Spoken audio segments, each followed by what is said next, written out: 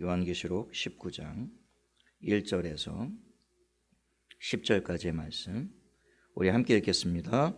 이일 후에 내가 들으니 하늘에 허다한 무리의 큰 음성 같은 것이 있어 이르되 할렐루야, 구원과 영광과 능력이 우리 하나님께 있도다. 그의 심판은 참되고 의로우신지라. 음행으로 땅을 더럽게 한 큰 음녀를 심판하사 자기 종들의 피를 그 음녀의 손에 갚으셨도다 하고, 두 번째로 할렐루야 하니 그 연기가 세세토록 올라가더라.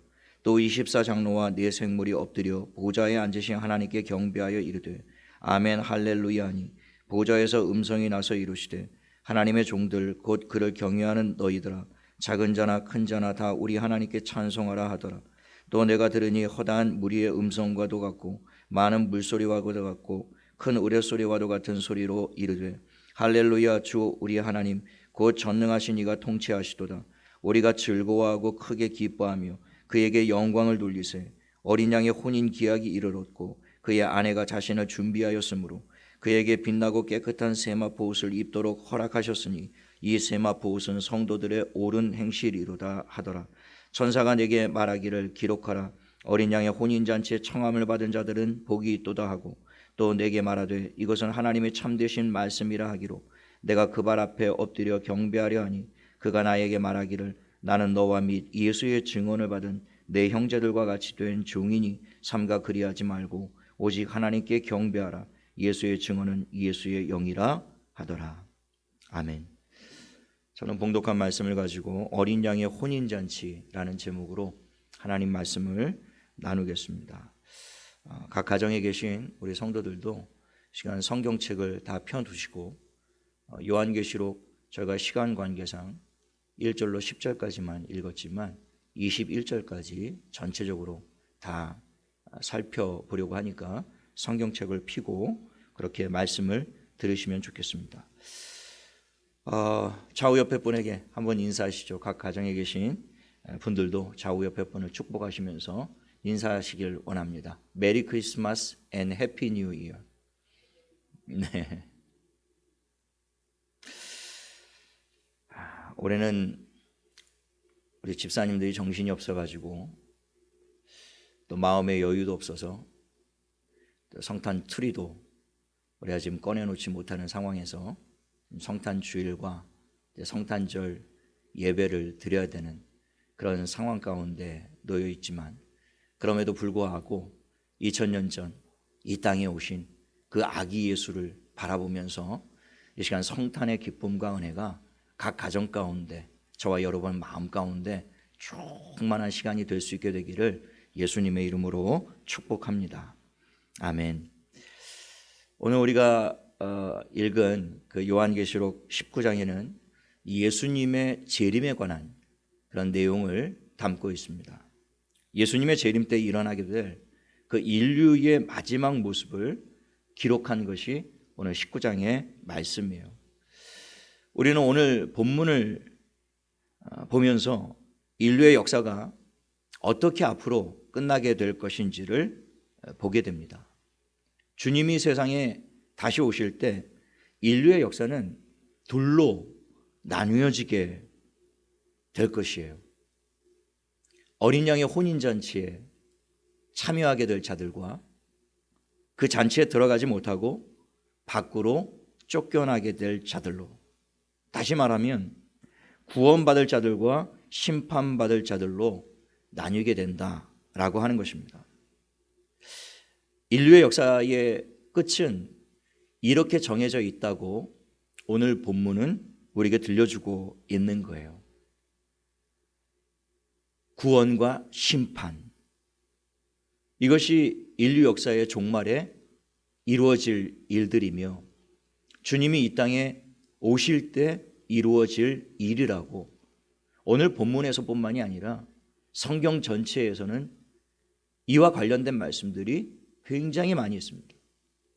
예수님이 마지막 때에 이 땅에 다시 오시면 목자가 양과 염소를 구분하는 것처럼 그날에는 모든 사람들이 주 앞에 서게 될 것인데, 그때 그 모든 사람들을 양과 염소로 구분하시겠다라고 말씀을 하셨어요.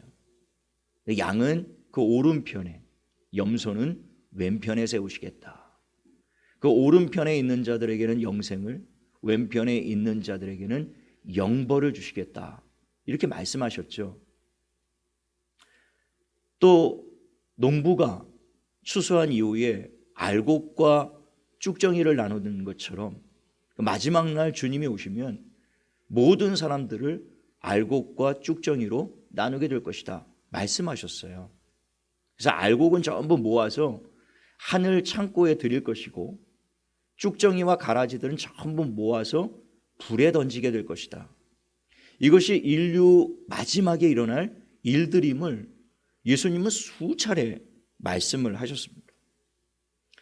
우리가 한 달 반 동안 역대기서를 새벽마다 우리가 함께 나눴는데요. 거기에도 모든 왕들이 둘로 나누어지게 되죠. 하나님 보시기에 선한 왕과 하나님이 보시기에 악한 왕, 이렇게 나누어지게 됩니다. 그것이 우리가 날마다 고백하고 있는 사도신경 신앙 고백에서도 산자와 죽은 자를 심판하러 오시리라. 주님이 마지막 때에 오셔서 산자와 죽은 자를 심판하시겠다. 그렇게 말씀을 하신 것이죠. 오늘 본문 전체 내용이 그 말씀이에요. 우리는 앞서 지난 시간에 계시록 18장을 보았는데요. 거기에 사탄의 세력인 바벨론이 하나님의 최종적인 심판을 받고 무너지고 또 무너져서 완전히 멸망하는 모습을 우리가 보았습니다. 무너졌도다 큰 성 바벨론이요. 여기서 말하고 있는 바벨론은 하나님을 대적하는 모든 세상 나라들을 총칭해서 바벨론이라고 부르고 있는 것입니다. 다시 말하면 하나님을 떠난 타락한 인간들이 자신들의 힘과 지혜와 경험을 모아 건설한 나라, 인본주의적인 나라, 인간 중심의 나라, 그 나라가 바로 바벨론이라는 것입니다. 하나님 없이도 우리는 얼마든지 우리의 과학과 지성과 이성과 지혜와 의학과 문명과 우리의 방법과 기술로 얼마든지 하나님의 도움 없이도 우리는 유토피아를 건설할 수 있다. 그렇게 하나님을 배반하고 하나님을 떠난 인간들이 자기의 힘과 방법을 동원하여 건설한 나라, 그 나라가 바로 인본주의 나라, 인간 중심의 나라 바벨론이라고 하는 것입니다. 그래서 세상 나라 모든 제국과 문명들은 전부 바벨론으로 우리가 부를 수 있다는 것이죠. 물론 역사 속에서는 바벨론 제국뿐만이 아니라 많은 제국과 문명들이 있었음을 우리가 봅니다. 바벨론 제국과 문명 이전에 이집트 문명이 있었고요. 그 이후에 아수르 문명이 있었습니다. 그런가 하면 페르시아 문명이 있었고 헬라 문명이 있었고 로마 제국까지 고대 세계에 참 찬란한 제국과 문명들이 굉장히 많이 있었습니다. 근데 그 모든 제국과 문명들이 나타났다 사라지고 나타났다 사라지고 역사는 그것들이 계속 수레바퀴 돌듯이 반복되는 역사였음을 우리가 세계사를 통해서 우리가 보지 않았습니까? 그런데 놀랍게도 성경에는 이 모든 제국과 문명들의 흥망성쇠가 정확하게 예언되어 있다라고 하는 것입니다. 우리는 세계사를 통해서 그냥 이런 제국과 문명들이 우연히 그냥 일어나고 사라지고 하는 것처럼 배웠어요. 그냥 힘의 논리를 따라 더 강한 제국이 약한 제국을 정복하고 다스리는구나. 그러다가 더 강한 제국이 나타나면 그 제국이 또 다른 제국을 멸망시키고 또 세계를 정복하게 되는구나. 우리가 그렇게 그냥 인간의 힘과 지혜와 방법으로 인류의 역사가 이렇게 흘러가고 있는 것처럼 그렇게 우리가 역사를 보지만요. 그러나 성경은 정확히 그 모든 나라와 민족들의 흥망성쇠를 하나님이 정확하게 주관하고 계신다라고 말씀하고 있습니다. 구약 성경 전체는 이런 제국과 문명들의 흥망성쇠에 대해서 하나님이 예언하신 내용들이 선지서 전체에 얼마나 빼곡하게 가득하게 채워져 있는지 몰라요. 시간이 모자랄 정도 그 이야기를 다 나누려면. 오늘 대표적인 예언 중에 하나가 다니엘서 2장과 8장에 기록되어 있는데요. 거기에 보면 정확히 이 제국들의 흥망성쇠에 대한 예언들이 기록되어 있습니다. 다니엘서 2장에는 그 느부갓네살 왕이 그 금신상, 큰 신상에 대한 그런 꿈을 꾸게 되는데요. 머리는 금이요, 팔과 가슴은 은이요, 배와 허벅지는 노시요, 또 종아리는 쇠와 진흙이라, 뭐 이런 환상들을 보게 되는데요. 나중에 그 환상들에 대한 해석을 하나님이 다니엘에게 보여주고 있는데, 그것이 모든 제국들의 흥망성쇠에 대한 예언이었음을 밝히고 있습니다. 특별히 그 다니엘서 8장에 보면 숫양과 숫염소에 대한 예언이, 환상이 나오는데요. 그 환상에 대한 해석도 하나님이 다니엘에게 알려주십니다. 숫염소가 나타나서 숫양을 멸하는 그런 환상이었죠. 그 환상이 무엇인지 이해를 못하는 다니엘에게 그 환상의 뜻을 하나님이 알려주세요. 당시 세계를 지배하고 있던 나라는 바벨론 제국이었는데요. 그 바벨론 제국이 장차 바사 제국에 의해 멸망할 것이라고 다니엘에게 말씀해 주십니다. 이 예언은 이 사건이 일어나기 35년 전의 예언이었어요.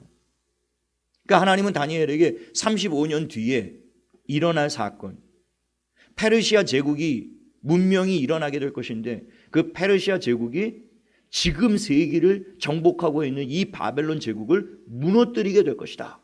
그 예언의 말씀을 하는 거예요. 35년 뒤의 일이요. 그때가 다니엘이 바벨론의 포로로 끌려온 지 정확히 35년째 되던 해였거든요. 이 환상과 계시를 받은 때가요. 하나님은 예레미야를 통해서 유다 족속이 바벨론의 포로로 끌려가 정확히 70년을 보내게 될 것이라고 말씀합니다.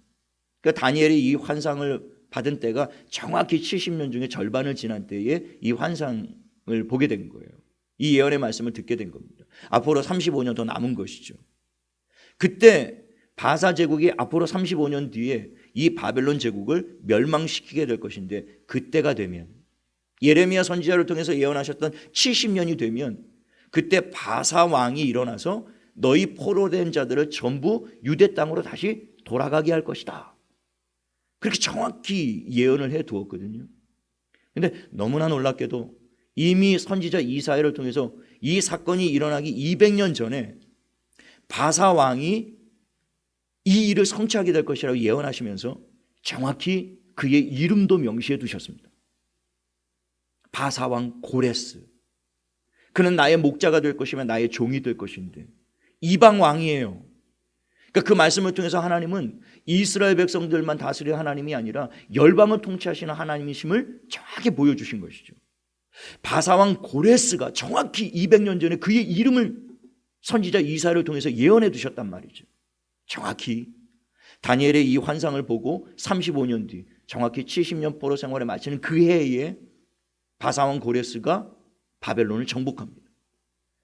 그리고 하나님이 바사왕 고레스의 마음을 감동하심에, 그 하나님의 감동을 받은 고레스가 유다 족속들을 전부 다 유다 땅으로 돌아가도 좋다라고 그렇게 명령을 해요. 다 돌아가도 좋다.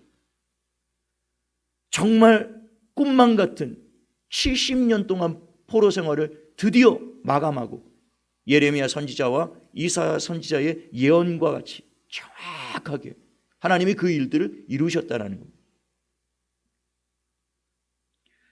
바사 제국에 의해 바벨론이 정복될 것인데, 그 다음 예언이 또 기록되어 있어요. 그 바사 제국은, 페르시아 제국과 문명은 헬라 제국에 의해 무너지게 될 것이라고 예언을 해 두셨습니다. 이것은 이 사건이 일어나기 무려 200년 전의 예언이었어요. 다니엘서 8장 21절에 보면 털이 많은 숫 염소는 곧 헬라 왕이요 그의 두 눈 사이에 있는 큰 뿔은 곧 그 첫째 왕이다.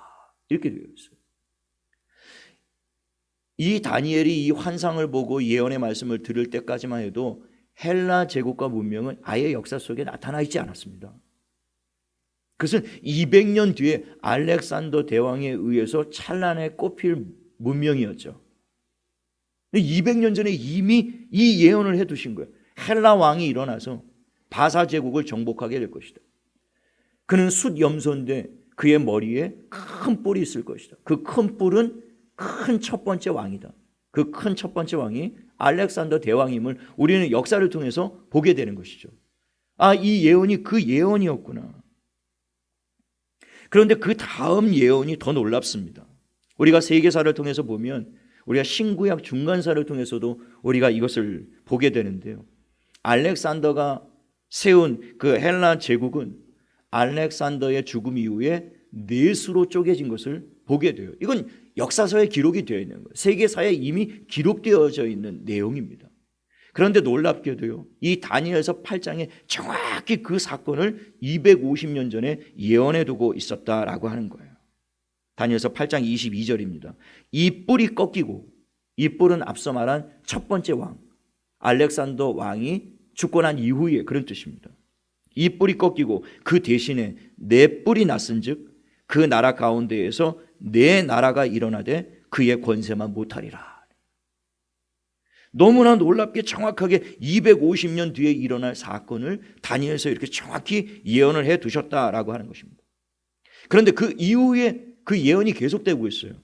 그 네 나라는 점점 약해질 것이고 마지막에는 멸망하게 될 것인데, 그 네 나라가 멸망할 때쯤에 로마 제국이 일어날 것이다 라고 말씀하고 계십니다.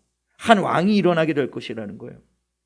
그 로마 제국이 일어나서 온갖 악한 일을 행할 것인데, 로마 제국이 얼마나 내적으로 부패하고 부정하고 얼마나 음란하고 사치스럽고 술 취하고 방탕하고 얼마나 악한 짓을 많이 했습니까? 그 로마서의 사도 바울이 기록할 때 동성애에 대한 아주 강도 높은 그런 비판을 기록할 정도로 남자와 남자가, 여자와 여자, 짐승과 수간을 일삼는, 그러니까 소돔과 고모라의 그 흉악한 죄악을 로마 전체가 끔찍한 죄악을 저질렀죠. 그뿐만이 아니라 피정복국가, 당시 전 세계를 지배하고 얼마나 많은 악한 일들을 일삼았는지 모릅니다. 그 일들을 예언해 놓고 있어요. 다니엘서에. 특별히 거룩한 백성을 멸하며 이렇게 되어 있습니다. 거룩한 백성이 이스라엘이죠. 로마가 이스라엘을 정복하고 이스라엘 가운데 얼마나 악한 일을 많이 하고 얼마나 탄압과 박해를 많이 했는지, 그리고 스스로 큰 차하며라고 예언되어 있습니다. 이것은 로마 황제가 자기 스스로를 하나님으로 경배하도록 가증한 일을 행할 것임에 대한 예언이었죠. 그리고 마지막 예언이 이것이었습니다. 그들이 만왕의 왕을 대적할 것이다. 이렇게 되었습니다. 만왕의 왕은 성경에서 예수 그리스도, 오늘 우리가 읽은 요한계시록 19장에도 만왕의 왕, 만주의 주가 등장을 하는데요. 그 만왕의 왕 예수 그리스도이십니다.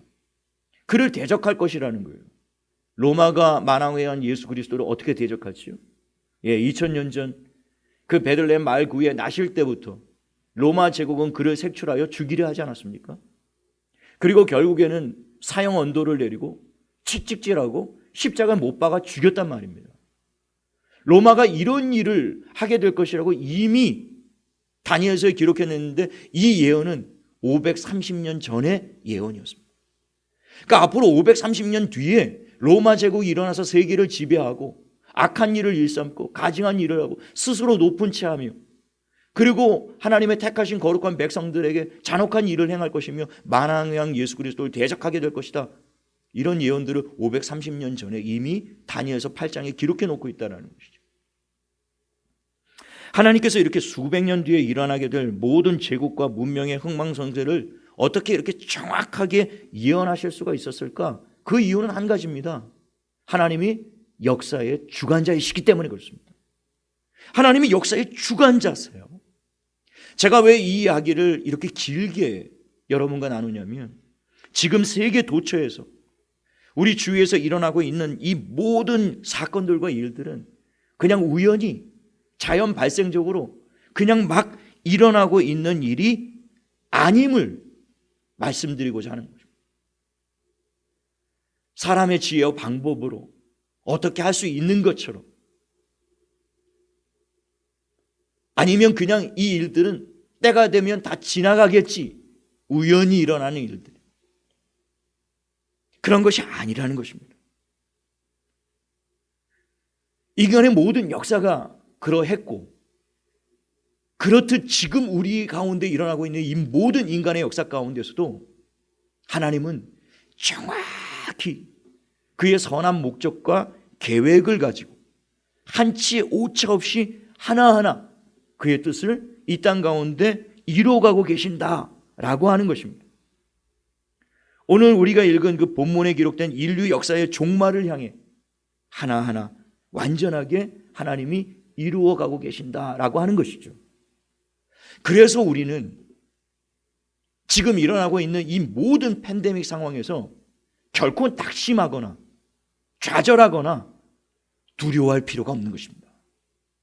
왜냐하면 이 모든 역사를 지금 하나님이 주관하고 계시기 때문에 그렇다라는 것이죠. 하나님은 실수하지 않으십니다. 하나님은 정확히 모든 인간의 흥망성쇠를 생사화복을 주관하고 계세요.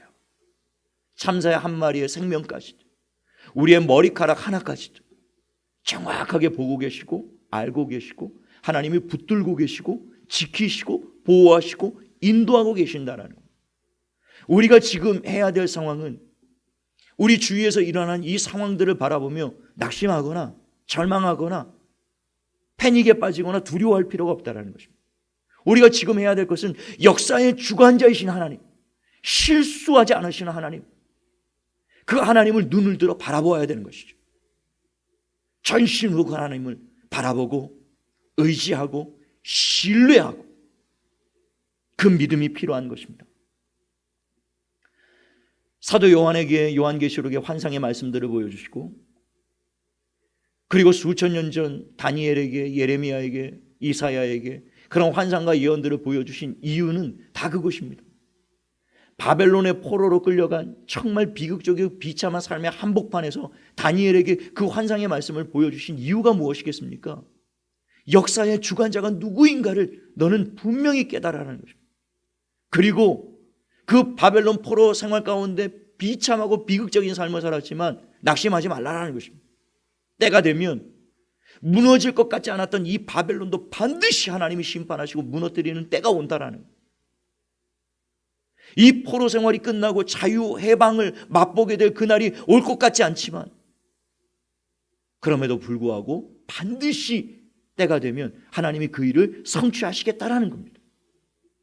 그러니 우리는 이 모든 역사가 그냥 흘러가거나 인간의 힘으로 움직여가거나 그런 것이 아님을 알고 이 역사의 주관자 되시는 하나님을 바라보는 저와 여러분 되시기를 예수님의 이름으로 축원합니다.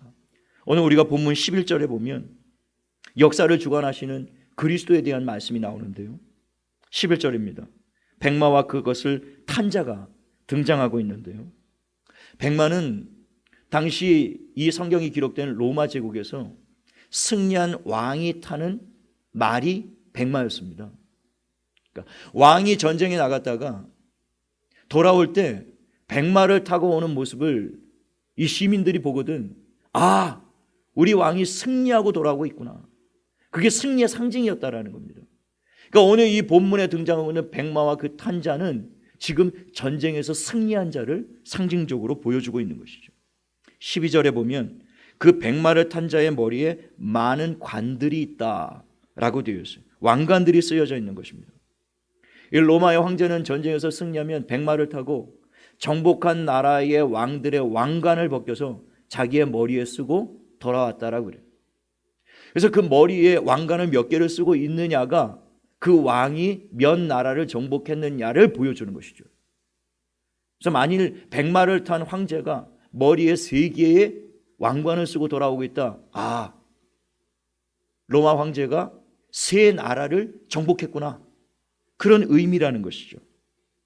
그런데 오늘 본문에 보면 많은 관들이 그 백마를 탄 자 머리에 씌워져 있다라고 되어 있습니다. 그 많은은 원문에 보면 countless예요. 셀 수 없이 많습니다. 그러니까 이 백마를 타고 승리한 왕이 수를 셀 수 없을 만큼 많은 나라들을 정복했다라는 뜻이에요. 계시록에는 각 나라와 족속과 백성과 방언 여러 차례 이렇게 반복해서 말씀하고 있는데요, 다시 말하면 모든 나라와 민족을 정복했다, 그런 뜻입니다. 그리고 15절 상반절에 보면 그의 입에서 예리한 검이 나오니 그곳으로 만국을 치겠고 친히 철장으로 다스리게 될 것이다 라고 되어 있어요. 여러분, 철장으로 만국을 다스린다. 여기서 철장이라는 것은 아이언 스캡터 이렇게 되어 있는데요, 철로 된 왕이 들고 있는 왕권을 상징하는 지팡이를 의미하는 거예요. 그게 철장입니다. 철로 만들어져서 그의 왕권이 세세 무궁토록 영원할 것임을 지금 보여주고 있는 거예요. 그 철장으로 만국을 치고 만국을 다스리게 될 것이라고 이야기하고 있는데, 우리는 이미 계시록 12장에서 이 철장으로 만국을 통치할 자가 누구인지를 보았습니다. 계시록 12장 5절입니다. 여자가 아들을 낳으니 이는 장차 철장으로 만국을 다스릴 남자라. 그 아이를 하나님과 그 보좌 앞으로 올려가더라. 하나님 보좌 우편에 앉으신 예수 그리스도를 지금 말씀하고 있는 거예요. 그 한 아기가 장차 만국을 쳐서 철장 권세를 가지고 온 만국을 통치하게 될 것이다 라고 예언하고 있는데요, 오늘 본문에서 다시 한번 철장으로 만국을 다스릴 그 권세를 가진 자가 백마를 타고 그 머리에 수를 할 수 없는 그런 왕관을 쓰고 이 땅에 다시 오시게 될 것이라고 지금 예언을 하고 있는 것입니다. 그 철장 권세를 가지고 만국을 다스릴 아기가 누구인가? 이미 예수 그리스도가 탄생하기 700년 전에 선지자 이사야를 통해서 이렇게 예언해 놓으셨는데요, 오늘 우리가 읽은 교동문에도 기록된 말씀입니다. 이사야서 9장 6절에 이는 한 아기가 우리에게 낳고 한 아들을 우리에게 주신 바 되었는데 그의 어깨에는 정사를 메었고 그의 이름은 기묘자라 모사라 전능하신 하나님이라 영존하시는 아버지라 평강의 왕이라 할 것입니다. 그러니까 선지자 이사야 예언대로 2000년 전 베들레헴에 나신 그 아기 예수가 바로 만국을 철장 권세를 가지고 다스릴 분이 될 것이다 라고 예언해 두셨는데요, 성경은 일목요연하게 계속 철장 권세를 가지고 만국을 다스릴 자가 바로 예수 그리스도임을 보여주고 있다라고 하는 것이죠. 그래서 오늘 본문 16절 하반절에 보면 그의 이름이 만왕의 왕이요 만주의 주라 하였더라 이렇게 되어 있어요. 성경의 만왕의 왕 만주의 주는 오직 예수 그리스도 한 분뿐이십니다. 이단과 사이비들은 11절에 백마와 그 탄자를 교주 자신이라고 해석을 해서 수많은 사람들을 미혹합니다. 재밌게도요, 역대 이단 교주들 사진을 찾아보시면 한결같이 백마를 타고 찍은 사진들이 있어요. 과천대공원, 어린이대공원 이런 데 가서 백마를 타고 찍은 사진들이 있습니다. 자기가 백마를 탄 자라는 거.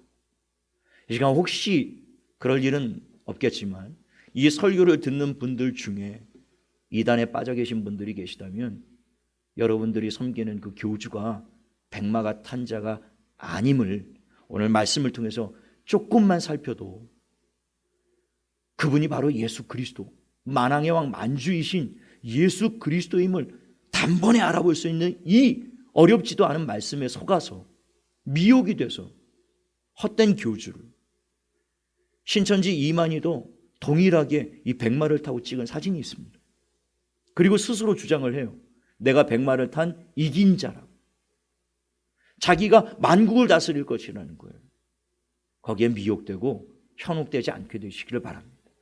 철장 권세로 만국을 다스리시고 만왕의 왕 만주의 주가 되실 분은 오직 2000년 전 이 땅 베들레헴에 오셔서 우리를 십자가로 죄와 죽음에서 구원해내신 예수 그리스도 한 분만이 철장 권세로 만국을 다스리시고 만왕의 왕 만주의 주가 되시는 분이시다 라고 하는 것입니다. 이미 성경 전체에서 그분에 대한 예언은 수도 없이 많이, 오늘 본문을 통해서 다시 한번 그분에 대해서 말씀하고 있는 것입니다. 그분이 재림하시는 날, 그 철장 권세를 가지고 만국을 심판하실 것입니다. 천하만국을 다스리게 되실 것이다.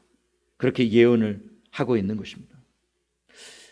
역사와 성경이 공통적으로 우리에게 가르쳐주고 있는 한 가지가 있는데요, 그것은 인간이 세운 나라는 때가 되면 반드시 무너지고 멸망하게 된다라는 것입니다. 인류 역사 가운데 나타났던 수많은 제국과 문명들이 하루아침에 한순간에 무너졌던 것을 우리가 역사를 통해서 배웠고, 성경에서 이미 예언된 내용들이고, 역사 속에서 그것이 한치의 오차 없이 하나님의 말씀 그대로 이루어졌다는 사실을 우리가 보고 있지 않습니까? 우리가 계시록 18장에 바벨론이 무너지는 것을 볼 때, 그때 바벨론을 섬겼던 모든 열국의 임금들과 상인들이 그 바벨론이 무너졌도다 화로다 화를 당한 그 큰 성 바벨론이 무너지는 것을 바라보며 슬퍼하며 가슴을 치며 애곡하며 통곡하는 내용들이 나옵니다. 그들이 그렇게 슬퍼하고 통곡했던 이유가 무엇이냐면, 그들은 바벨론은 결코 무너지지 않을 것이라고 생각했기 때문입니다. 큰 성, 강한 성, 바벨론은 결코 무너지지 아니하리. 인간이 세운 제국 중에 가장 완전하게 세운 제국, 가장 찬란하게 꽃피운 문명, 절대로 무너지지 않을 줄로 알았는데 하루아침에 무너졌다라는 것입니다. 그 18장에 3번 반복해서 기록하고 있는데 하루아침에 한순간에 무너지리라 3번 반복했습니다. 성경에서 같은 말을 3번 반복했다라는 것을 반드시 그렇게 될 것이라는 뜻이에요. 주님이 이 땅에 다시 오시는 날, 인간이 세운 문명이, 과학이, 기술이, 나라가 절대 무너지지 않을 것 같고 영원 무궁할 것 같지만, 주님이 오시는 그날에는 모든 하나님을 대적한 나라들이 한순간에요. 마지막 순간입니다. 지난번에도 말씀드렸지만 여리고성이 크고 강한 성읍이었고 절대로 무너지지 않을 것처럼 보였지만, 그런 마지막 순간에 무너졌던 것처럼 바이러스 하나에도 꼼짝을 못합니다.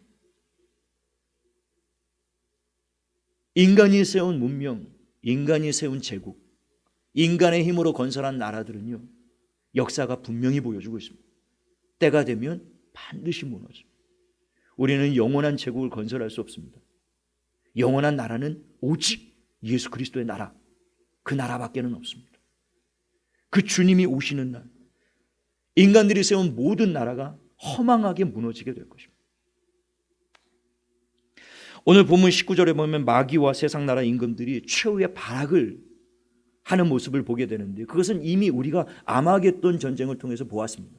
칼무깃도에 마귀와 모든 세상 임금들이 전부 다 연합하여 하나님을 대적하겠다고 모였지만, 할무깃도, 무깃도의 언덕, 그곳이 그들의 무덤이 되게 하실 것이다. 이미 우리가 계시록의 말씀을 통해서 보았어요.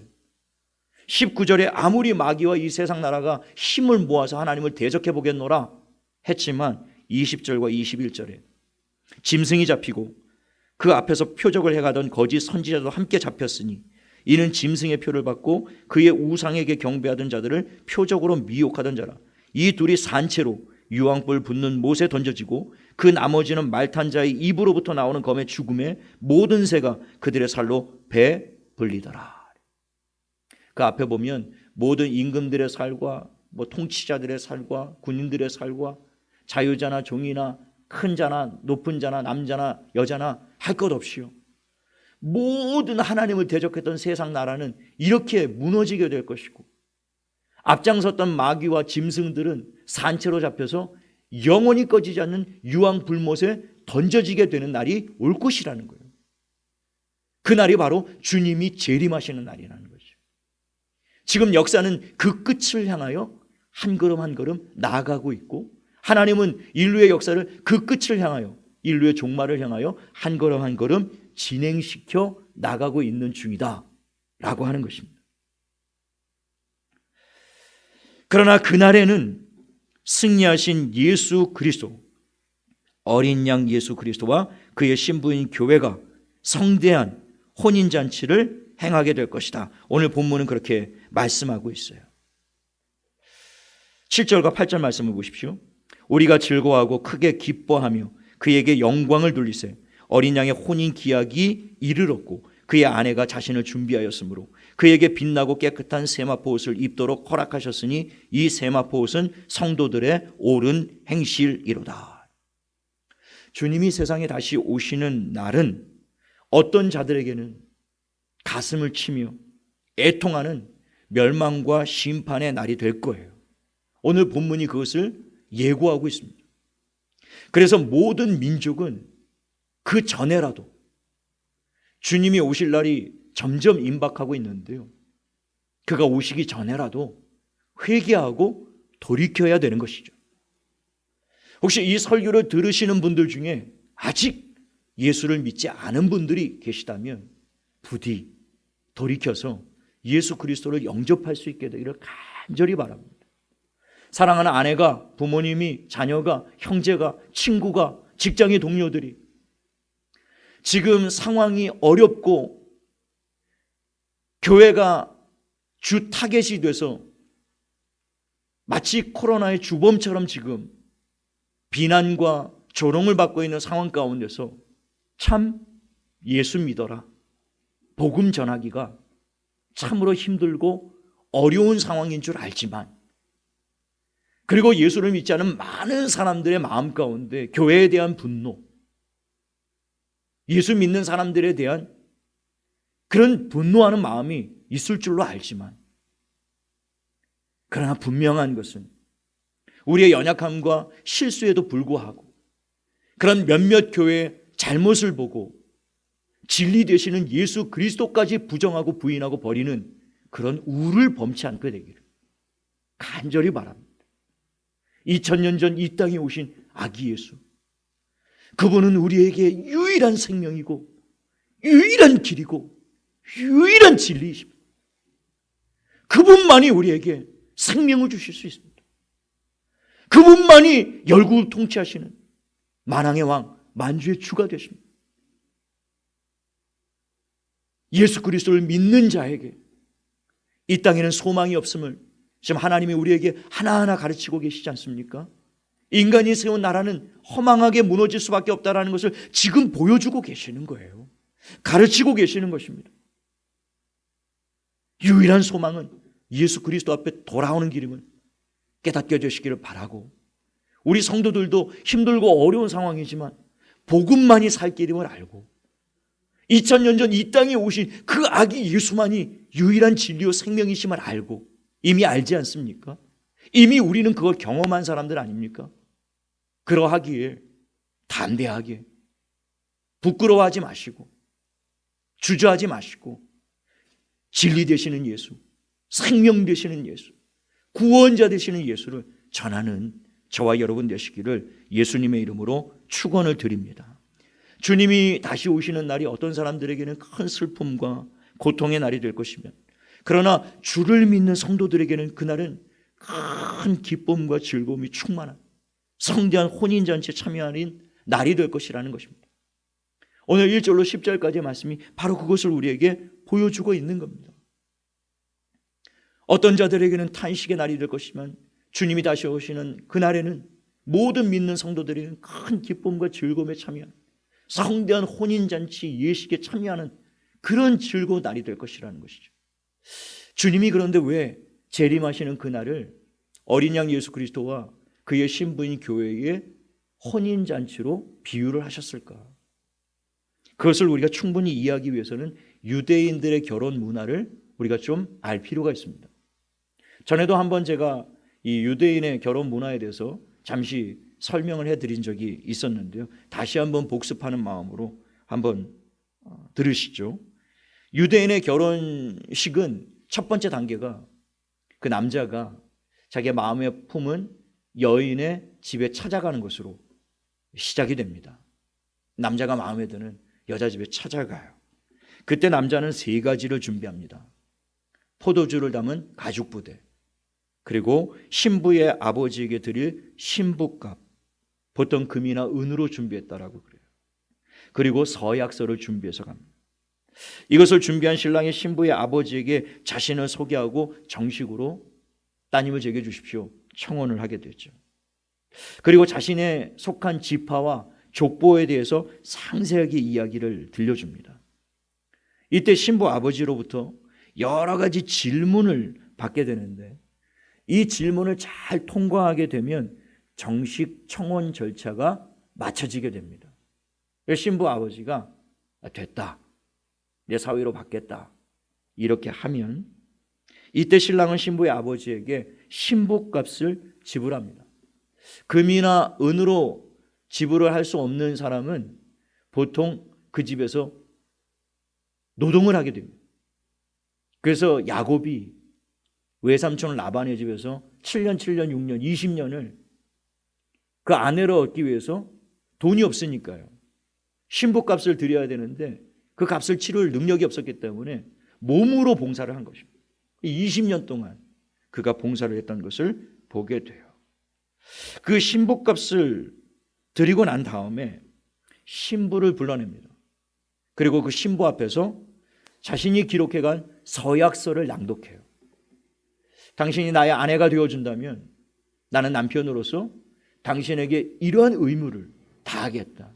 세상 끝날까지 나는 당신만을 나의 아내로 사랑할 것을 맹세하겠다. 그게 서약서를 낭독을 해요.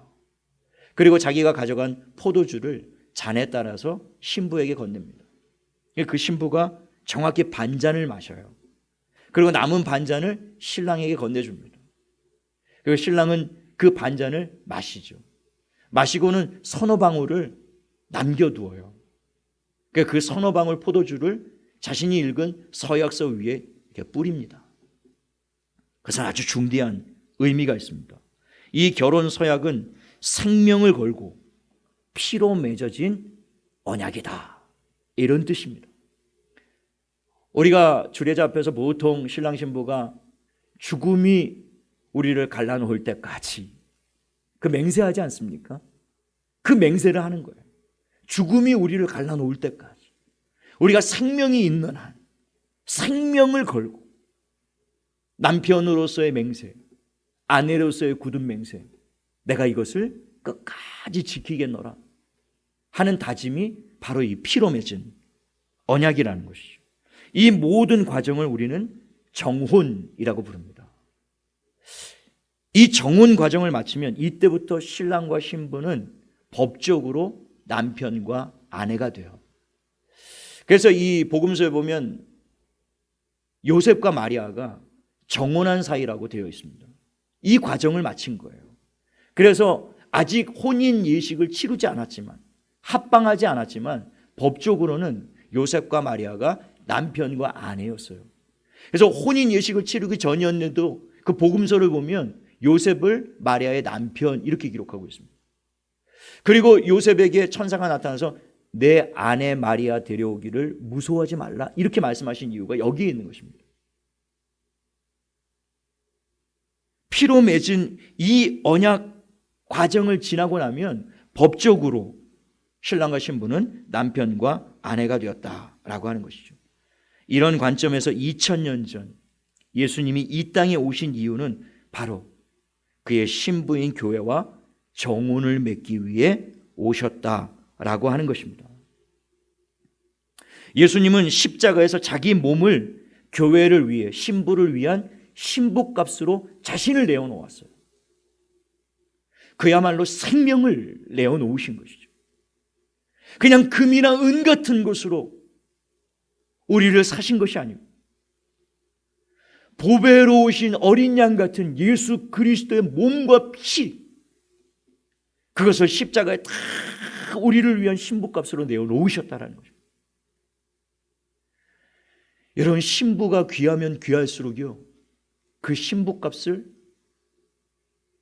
많이 지불했다라고. 주님이 저와 여러분을 그렇게 고귀하고 존귀하게 여기셨다. 자신의 전부를 내어 걸 만큼 이 교회를 사랑하셨다라는, 저와 여러분을 사랑하셨다라는 것이죠. 그리고 신랑이 그 포도주를 서약서에 뿌리듯이 십자가에서 흘린 피로 우리를 그분의 영원한 신부로, 아내로 맞이하겠다라고 맹세하시고 서약하신 것이 저 십자가 서약이라는 것. 교회도 남편 되시는 예수 그리스도를 영원히 변함없이 사랑하며 섬길 것을 서약하는 것이 예수를 영접하게 되는 것입니다. 우리가 예수를 믿게 되었고 예수를 영접하게 될 때 여러 가지 의미들이 있지만 그 의미 가운데 굉장히 중요한 의미 중에 한 가지가 예수님을 나의 남편으로 영접하겠다라는 의미를 가지고 영접하는 것입니다. 그래서 우리가 세례를 받을 때 나는 예수와 죽고 예수와 함께 사는 자다, 그것을 신앙 고백하는 것이 세례예요.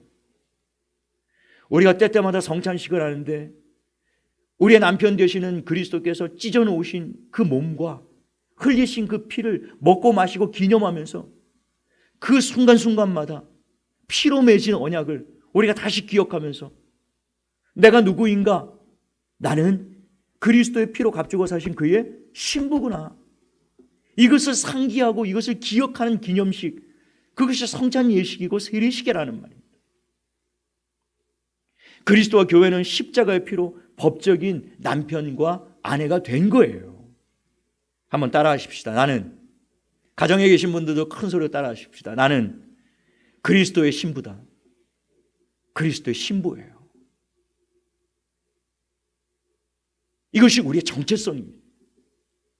이게 흔들리지 말아야 해요. 세상 끝날까지 내가 누구인가? 나는 그리스도의 신부.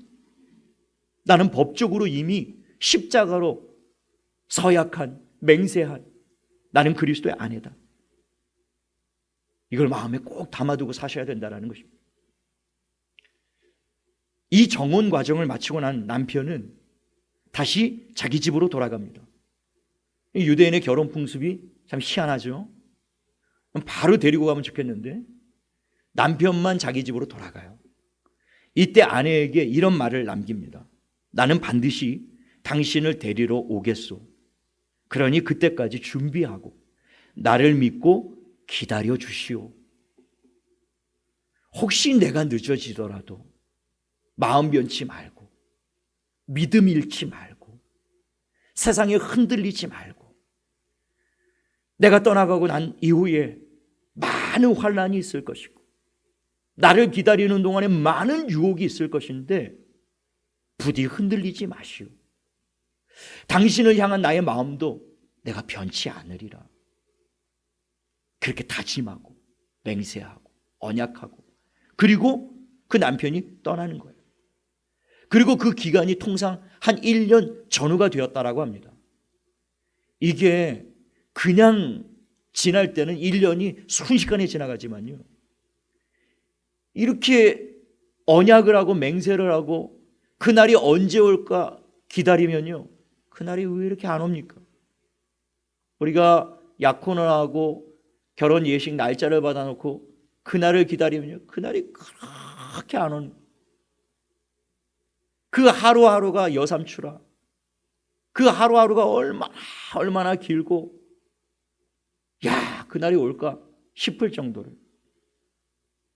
1년보다 조금 늦어지는 경우도 있고 그보다 조금 빨라지는 경우가 있다라고 합니다. 이때 남편이 집으로 돌아가서 하는 일이 신부를 맞이할 수 있는 혼인집, 신혼집을 준비한다라는 거예요. 그래서 요한복음 14장에 보면 내가 너희를 위하여 거처를 예비하러 가노니 가서 너희를 위하여 거처를 예비하면 내가 다시 와서 너희를 내게로 영접하여 나 있는 곳에 너희도 있게 하리라 하신 이유가 이겁니다. 예수님이 제자들에게 내가 지금 너희를 떠나는 이유가 이것이다. 내가 너희를 위해서 거처를 마련하러 내가 아버지 집으로 가겠다. 그리고 내가 그 거처를 다 마련하면 내가 너희에게 다시 오겠다. 그리고 그 거처에서 너희를 영접하여 영원토록 너희와 함께 하겠다. 지금 예수님이 제자들에게 이 말씀을 남기실 때 그 염두에 무엇을 염두에 두고 이 말씀을 하신 것이냐면 바로 유대인들의 결혼 풍습을 염두에 두고 이 말씀을 하신 거예요. 그러니까 예수님도 이 땅에 오셔서 항상 그 마음에 이 결혼을 염두에 두고 사역을 하셨다라는 것을 보여주고 계시는 것이죠.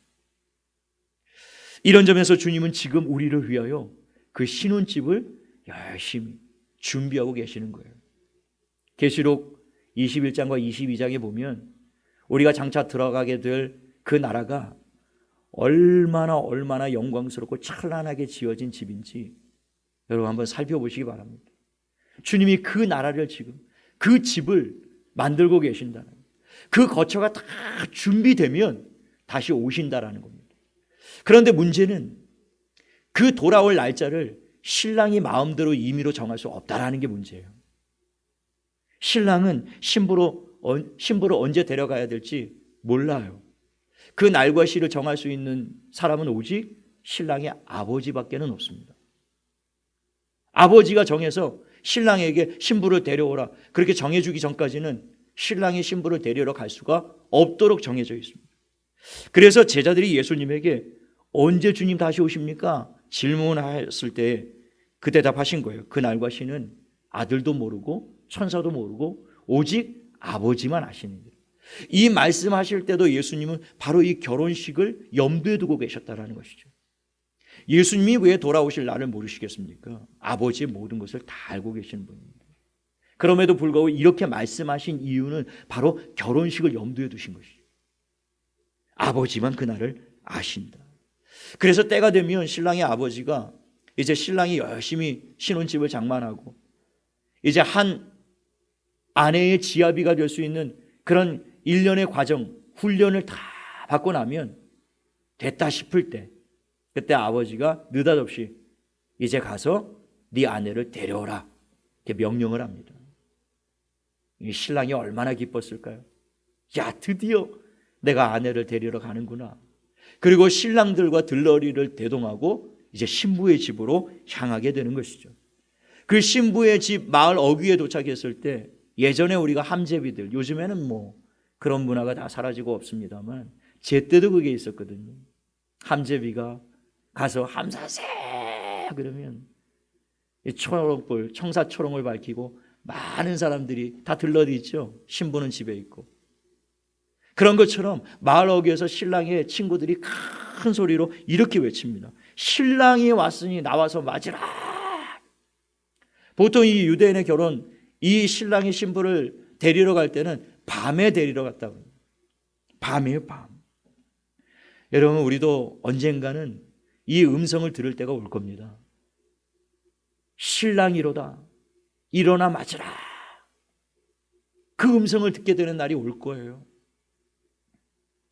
그래서 어느 때에 신랑이 올지 알 수 없는 신부는 항상 준비하고 있어야만 됐습니다. 참 고통스럽고 고역스러운 일이죠. 신부에게 딱 날짜를 정해주면 그날 한 일주일 전까지는 그냥 마음대로 살다가 한 일주일 정도 빡세게 준비하고 열심히 신랑 맞을 준비하면 얼마나 좋겠어요. 근데 이게 언제 올지를 모르니까 뭐 대략 1년이지만 그보다 갑자기 빨라질 수도 있고 갑자기 늦어질 수 있기 때문에 이게 언제 올지를 도저히 가늠을 할 수가 없단 말입니다. 그러니 신부는 늘 긴장하며 살 수밖에 없었던 것이죠. 그래서 신부는 항상 잠들기 전에 그런 생각을 했을 겁니다. 신랑이 혹시 오늘 밤에 오시지는 않을까? 잠들기 전에 느닷없이 신랑이 와서 신랑이로다 맞으러 나오라 라는 음성을 듣게 될 때, 그래서 잠자리에 들기 전에 자신을 다시 돌아보는 거죠. 옷매문새를 돌아보고 머리맡에 준비한 예복이 깨끗하게 잘 준비되어 있나, 혹시 머리가 헝클어져 있지는 않은가, 몸과 마음을 정결하고 정갈하게 언제라도 신랑이 오면 기쁨으로 달려나가서 맞이할 수 있는 만반의 준비를 매일 저녁마다 매일 밤마다 그렇게 준비를 하면서 사는 것이 그 신부의 사명이었던 것이죠. 여러분, 이와 같은 마음으로 예복을 준비하고 정결하고 거룩한 삶을 살면서 신랑을 기다리는 신부는 복이 있을 겁니다. 그런 모습으로 항상 깨어서 자기를 준비하고, 이제 오늘 본문에 기록된 것처럼 그분이 느닷없이 이 땅에 강림하실 때에 2000년 전 그 말구유에 느닷없이 오셨던 것처럼 구약에 있는 모든 성도들도요 수천 년 동안 메시아를 기다려왔습니다. 안 오는 거 아니냐? 그러나 때가 이름에 그 아기 예수가 2000년 전에 약속대로 오셨던 것처럼 신약 전체에는 예수님이 다시 오시리라. 신부들에게, 교회에게 내가 때가 되면 반드시 돌아올 테니까 믿음 잃지 말고 흔들리지 말고 세상 유혹에 마음 빼앗기지 말고 세상에 수많은 환난과 시험이 있겠지만 두려워하지 말고 내가 반드시 돌아올 테니 이 약속 믿고 나를 기다리시오. 그렇게 떠나갔던 주님이 때가 되면 반드시 오실 것입니다. 우리는 지금 그날을 준비하고 기다리고 있는 겁니다. 예수 그리스도에 대한 모든 예언은 이미 다 성취되었어요. 한 가지 언약, 다시 오실 것이라. 오늘 이종옥 집사님이 예수 그리스도 마지막 반드시 오시리라는 거기에 방점을 찍고 강조점을 두고 오늘 기도를 마치셨는데요. 반드시 오실 것입니다. 이 예화를 소개하고 마칠까 합니다. 신라시대 충신 박재상이 왕명을 받고 일본의 왕제를 구하기 위해서 갔다가 포로로 잡혀 고문으로 죽게 됩니다. 그 박재상의 아내 김씨 부인은 그런 남편을 치술령 고개에서 날마다 기다리다가 결국엔 죽어서 망부석이 되었다라는 전설이 있어요. 떠난 남편이 돌아오기를 날마다 기다리다가 돌이 되었다. 그런 아내를 둔 남편은 그런 아내가 그의 면류가 아니고 영광일 것입니다. 주님이 이 땅에 강림하셨을 때 이 땅의 교회들이, 신부가, 하나님의 백성들이 이와 같은 마음으로 망부석, 남편을 간절히 소망하며 열망하며 간절한 마음으로 기다리다 돌이 된 것처럼 그런 굳은 마음으로 그 신랑 되신 예수님만 바라보고 그렇게 그분을 기다리고 그런 가운데 신랑을 맞이할 때 그런 신부를 만나게 되는 신랑의 마음에 얼마나 큰 기쁨과 감격이 있을까요? 그런 신부와 신랑이 혼인잔치에 들어가게 될 때 그 혼인잔치는 얼마나 큰 감격과 기쁨과 즐거움이 충만한 혼인 예식이 될까요? 부디 저와 여러분이 그렇게 하루하루를 우리의 법적인 남편 예수 그리스도를 기다리는 법적 신부로서 지금 세상에 일어나는 수많은 환난과 시험들이 있지만 그것들을 바라보며 두려워할 필요 없습니다. 세상에 달콤한 유혹들이 있지만 그것들에 흔들리지 않게 되기를 바라요. 끝까지 주님 바라보고 주님 생각하고 주님 기억하고 큰 기쁨과 즐거움으로 어린 양의 혼인잔치 한 사람도 빠짐없이 다 참여하는 저와 여러분 되시기를 예수님의 이름으로 축복합니다.